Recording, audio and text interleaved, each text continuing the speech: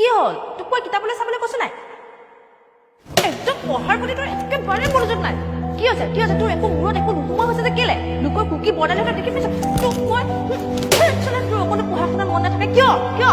কিয় যে টোকা মাৰি আছ এতিয়া পঢ় যদি নপঢ় নহয় ভালকে আজি তোক ভাত নিদিওঁ এয়া জয়শ্ৰী তাইৰ স্কুললৈ যাবলৈ মন নাযায় পঢ়া শুনাটো মন বহাব নোৱাৰে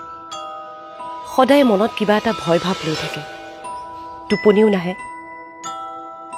স্কুলৰ বিষয়বোৰ তাই ভালদৰে বুজিও নাপায় তাইৰ গাটো যেন দুৰ্বল হৈ থাকে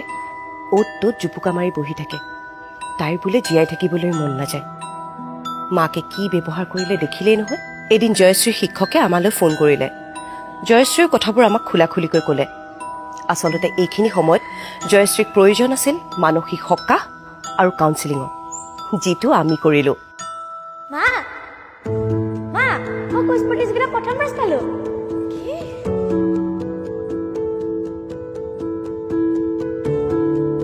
এতিয়া বুজি পালে নহয় আপোনালোকৰ পৰিয়ালত এনেকুৱা কোনোবা আছে যদি আমাৰ লগত যোগাযোগ কৰক হয় এই বিষয়ে অধিক জানিবলৈ নিকটৱৰ্তী জিলা মানসিক স্বাস্থ্য কাৰ্যক্ৰমটো অথবা টেলি মানৱ হেল্পলাইন নম্বৰ 14416 যোগাযোগ কৰক ই সম্পূৰ্ণ মানসিক স্বাস্থ্যৰ বাবে উৎসৰ্গিত